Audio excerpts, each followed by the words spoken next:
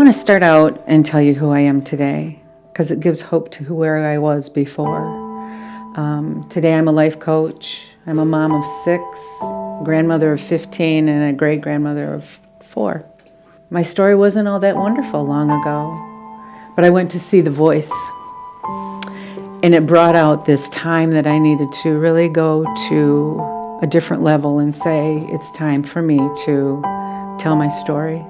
And my story needed to be told to the youth. I found that in The Voice, the story was a storyline of a pastor being upset with an abortion clinic across his street. And when he would have these women come up there, he would get really upset and run over and tell them, don't do this, don't do this. And there was one young lady who said, but why? And he couldn't answer the question. And she went ahead and had the abortion. And when I saw that, I thought, the but why is she needed to hear that long before she got to that point. Because once you get to that point with an abortion, you've already gone to tomorrow and you're moving on. So I went to my youth pastor and I said, I have a story to tell and I want to tell the youth because I think that's where it begins. And they agreed and said it was great. So I went to the youth one night and I told them who I was, where I was at, how many children I had, my wonderful husband that I have. And then I started to tell them what my story was. And then at age 15, I decided to become sexually active and I had a baby. At that time, long ago, they didn't have abortions. They had back of the room doctor assisted abortions. And so I decided I didn't want to do that and I wanted to have this baby, but I needed to give that baby up because nobody wanted to take care of it or raise it. So I gave my daughter up, and that was probably the hardest thing I've ever done in my life. I had to walk down the aisle in the courtroom and sign a piece of paper to let her go. And when I did that, I think the pain from ever letting anything go again was too hard. So as life went on, I didn't stop my sexual activity because I was getting my love from that. I felt if I could give myself in that way, I was loved. But I found out that wasn't true. So I became involved with a man and became pregnant. And at that time he said, no babies. I didn't know what to do except to turn to having an abortion. And so I went and had that abortion and let it go, just completely buried it in shame. Sorry.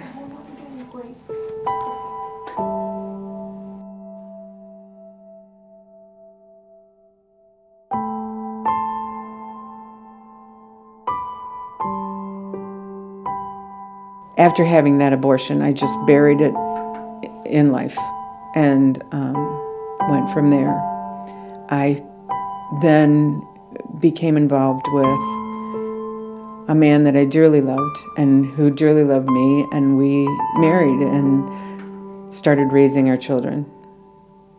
But that didn't make that shame and that hurt go away. It stayed there. Even as loving as my husband is, it stayed there. So when I saw this movie, that's what really brought it. I didn't want to go see the movie because I knew what it was about, because I knew the shame was there, and I was afraid I was going to run into that. But I didn't. I ran into a life of freedom, a life where I could pick up and take the shame off. I had my pastor's wife tell me one time, she said, Kay, if you knew back then what you know now, would you have done that? And I said, no. She said, then there it is. It's not a shame for you to hold on to. Let it go. You worked with what you worked with at the time. You made the decisions based on what you knew at the time. And so when I went to the youth, I wanted them to know 3 things that were really important. And I wanted them to know that there's forgiveness, there's grace, and there's redemption. And that's what I've found going through this. And from that, there was a young gal that I was able to speak with who was pregnant. I said, I can speak to you from both sides. I can speak to you from giving up your baby, and I can speak to you from going through an abortion. And they're both very hard. One's final and one's not, because my daughter came back to me. I had a letter that I put in her file, and 18 years later, she looked me up. And we are together now, and have been.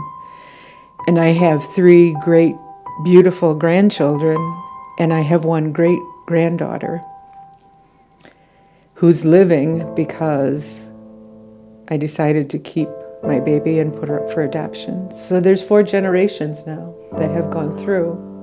But I want the women who have gone through this, or even the ones thinking about it, I guess the women who have gone through it, is my message is forgiveness, grace, and redemption, and letting go of the shame. For the ones who are thinking about it,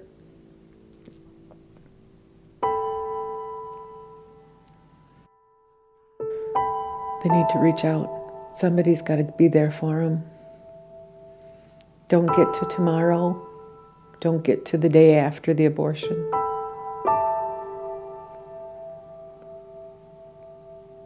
Tell me about how you have begun to receive that healing and restoration.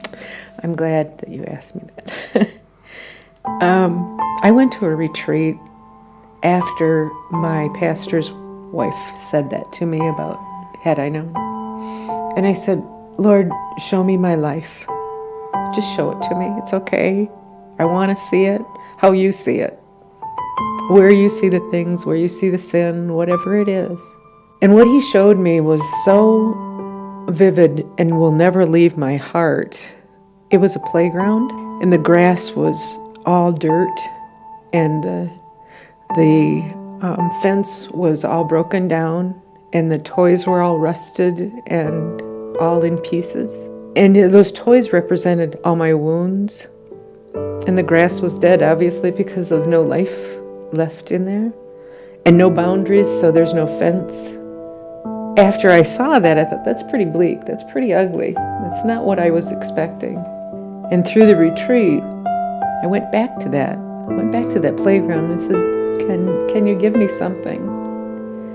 And way off in the distance was this figure, and he was fixing one of my toys and taking the rust off of it and putting it back into its place.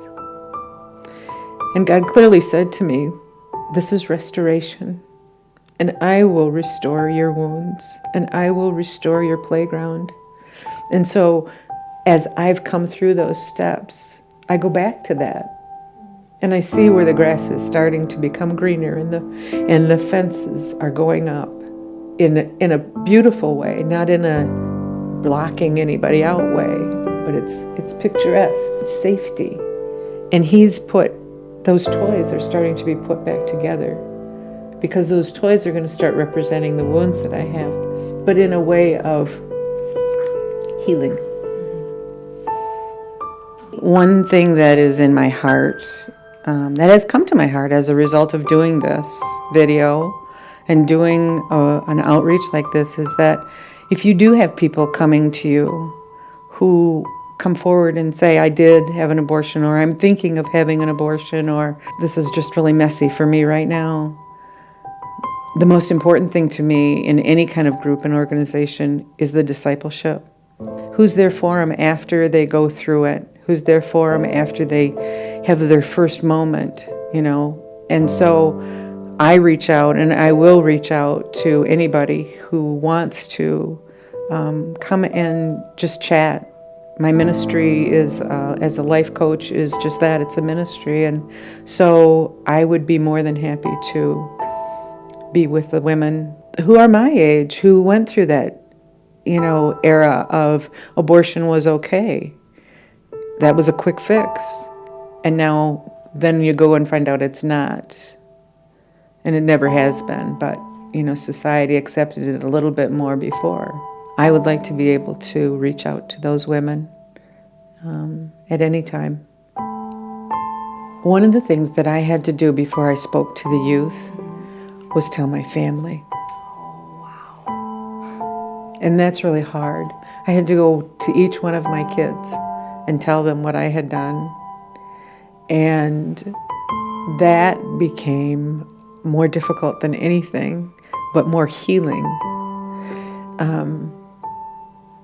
And each one of them embraced it and said, you know what, Mom, you are who you are today, and that's who we love. So it's hard, because I think that women will find that they have to do that very thing. They'll have to go and tell their families about it. And that's very hard, very doable. So my daughter, who I gave up for adoption, had 3 children. Her oldest daughter has had a child, which is my great-granddaughter, who was born with a heart defect, and she's been in the hospital for 6 months. The family has been separated. My daughter's been separated from her kids and her husband, obviously. They were divorced 10 years ago. I went to Safe Harbor. This kind of will all tie together. I went to Safe Harbor, and I was working with one of the homeless ladies, and she asked if she could pray for my great-granddaughter. And I said, things are really bad. She might not make it. And she said, there needs to be forgiveness in that family. And that's what's holding Nova's healing.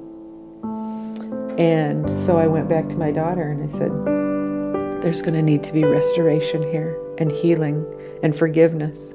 And today she's back with her daughters and her son and her ex-husband. They have sat down as a family and forgiven each other. And it's all because of a birth of a child.